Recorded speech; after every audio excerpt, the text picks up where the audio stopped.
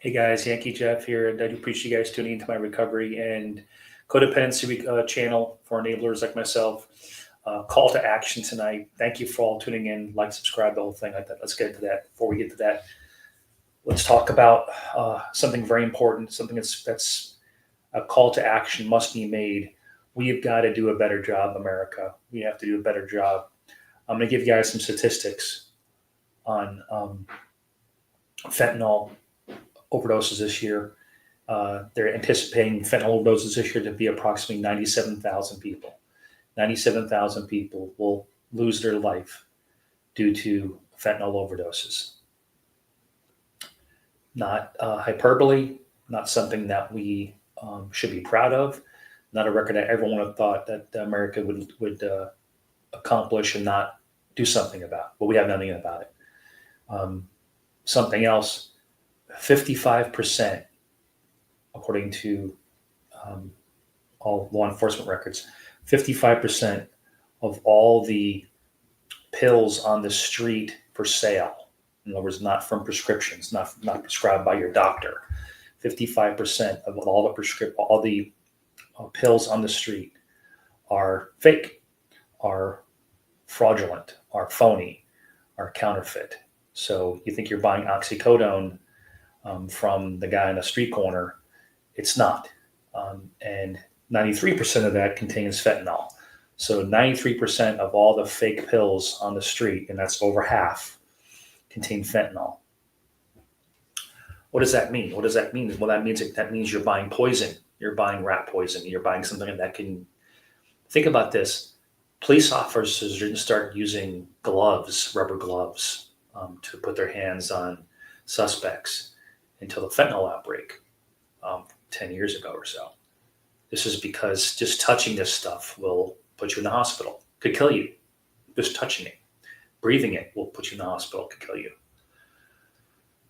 So I did a video just recently that we've lost more people to the opioid epidemic on overdoses and all the wars combined since World War One.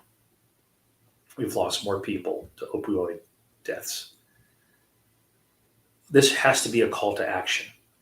You need to call your senators, call your state representatives, call your governor, write a letter to anyone that will listen. And if they won't listen, write another letter. Something needs to be done about this. Okay. We are doing a horrible job of watching the youth of this country, and not just the youth, but everybody, pass away because of this poison that's on the streets. There has to be better education. There has to be better policing. There has to be better hospitalization. There has to be better instruction. And it has to start at home. It has to start with the parents and the schools. And then further education, as far as that goes, also, it has to be done by the community. We are doing a horrible job. The last time I ever saw a don't use drugs TV commercial was, Nancy Reagan, just say no to drugs. Remember that back in the 80s? When was the last time you saw a recent commercial on television telling our youth or telling anyone not to use drugs? It's the contrary. Every commercial on television, I think it's 70% of network programming advertising is by drug companies. So all I see on television is try this new drug, try this new drug, try this new drug, try this new drug. It'll make you feel wonderful. Your head may fall off, but try it anyway. Try this new drug. You may burst into flames, but try it anyway. All these drugs are being portrayed as the next big answer, the most wonderful thing ever. And you read the side effects, and it's like, I'd rather not take it at all than if that's the side effects I'm going to have for it. The drug companies in this country are making billions of dollars off of us. This is an American problem. It's not an epidemic rest of the world. It's just America's become so complacent and so lazy with whatever the drug companies say, we just roll over and take it. So you have to write your senators, write your congressmen, get involved. These drugs are killing our nation, especially fentanyl. It's killing off our nation slowly but surely. Yes, we closed the southern border, which was a big part of that, and the drugs are beginning to dry up. But they're going to find other ways to get it here.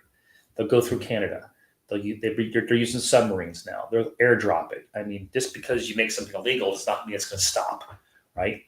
Just because think about it. We had 21 million people come to this country in the last 4 years, but it's illegal to come to this country. So what does that mean? Just because you make something illegal does not mean it's going to stop it. You actually have to enforce the laws. Actually, you have to get politicians involved to do something. And these politicians look the other way. It's not just a Democrat or Republican problem. It's all of them. They're all complicit. They all covered up in it, and they all stink. All right. For years, we watched this epidemic happen, and no one's given a hoot about it. Well, I'm telling you, you guys can make a difference. Stand up. Be counted. This has got to stop. We have to stop putting addicts in prisons. We have to stop putting addicts in general hospitals. We need to build more clinics. We have the money. Build more clinics, build more rehabilitation centers. Instead of spending millions and millions of dollars on giving needles to heroin addicts, how about we build hospitals, get these people off the heroin? What are we doing, people? What are we doing? This is insane. It's insane what this country does. You know, it's just absolutely nuts that we're perpetrating the disease. It's insane. You know, you can't put a drug addict in a prison and expect them to get better. It's not going to happen. You know, you got to put a drug addict into a rehabilitation center, into a facility that'll help them get better. It's just like putting an insane person in a prison. You know, there used to be these things years ago we called mental institutions. So we used to build these mental institutions for people to help them with their disabilities. Not anymore. That became taboo. And back in the 80s, they closed up a lot of these asylums and things of that nature because they were considered, you know, bad PR or the look wasn't good. So where'd they turn these people at? They turn them back on the streets again. All right. Listen, we got to stop thinking about hurting people's feelings all the time. And instead just do what's right. What's right is giving people the help they need, not placating them or giving them just enough care just to get by. Okay. We need to give people the help they need, and we have the money. The United States is loaded. We've got all kinds. If we've got $500 billion to give to Ukraine to go kill a bunch of Russians, we got money to fix our own problems here. All right. I think the last Doge look was that they found $500 billion with a T, $500 billion in waste, fraud, and abuse on programs since the 60s, 70s, 80s, 90s that are still being funded that no longer exist. So where's the money going? $500 billion is being spent. Somebody's cashing those checks. Who the hell is it?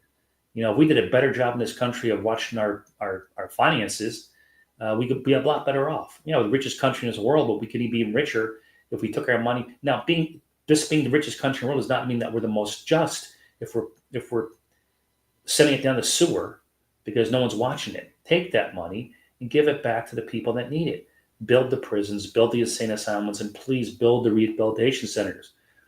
We have too many addicts in this country, too many alcoholics in this country that are trying to get by on the bare minimum because all they really have is some meetings here or there, or they can spend 20, 30, 40, 50, $100,000 if they have it on a treatment facility. Okay. These facilities should be free. They should be free to help everyone. If you had cancer, you won't be left on the street to die of cancer. Okay. You'd be taken care of, and we figure out a way to pay for it later on. So what's the difference between that and someone who's suffering from a disease like alcoholism or addiction? It's the same thing. They're both these diseases, and they didn't choose either one of them. Okay. They didn't choose to have cancer. They didn't choose to have leukemia. They didn't choose to have diabetes. They didn't choose to have liver disease. They didn't choose to have alcoholism or addiction. Okay. It's a disease. It should be treated that way. Instead of pushing these people back on the streets again or giving a needle or why don't we just go ahead and just have an open bar on the street corners and feed all the alcoholics? If that's what you're going to do, just go ahead and say, oh, well, hell, who cares, right? That's crazy, people. Call your senators, call your congressman, call your governor, leave a message, be heard. You got to get the message out there. Too many people are dying over this stuff, and let your kids know, let your family know. Do not ever, ever be tempted to take a pill off of somebody in the streets or at a party, because it's probably, in more than half the time, it will be fake and it'll probably contain fentanyl, and you may never see them again. So if that doesn't wake you up, I don't know what will. I did my best here. I'm trying to get you guys that this is a call to action. All of my viewers, I don't know how many we got, but tell somebody, get the word out that this has to be stopped. It has to be. We can do it. We can do it. Okay? Keep coming back. It works if you work it with you. And by all means, say a prayer for the prayerless. Please, people, say a prayer for these politicians in this country to get the word out that something has to be done. The police's hands, they're tied. The police, they arrest these people, and within, a couple hours, they're back on the street again, selling their crap. Why? Because the judicial system in this country they think that drug crimes are a low, it's a misdemeanor. It's nothing. But these perpetrators of this disease are sending it out, this poison out to everybody, to your children, to your neighbors, to your family, to your brother, your sister, your husband, your daughter. It's out there. Okay, it's out there, and we have to stop it. There should be no reason why myself, as a 58-year-old mortgage broker in South Carolina, has to carry Narcan around in his glove box with him. There shouldn't be a reason for that. But because it's everywhere, and the circles I run in, there's instances where it's come in handy. Okay, police officers now carry Narcan with them. They have to, because this stuff is everywhere. It's everywhere. We got to stop it. We're losing the battle, people. We're losing the country. We're losing the soul of this country. Losing the youth of this country. Losing our future. Please get involved. Please do something about this. We got to do something. Just pray for it. Absolutely. We got to pray. We also have to we have to put some skin in the game and get involved. Okay. So say a prayer for those politicians. They get off their duff and they do something, not just take money from drug companies.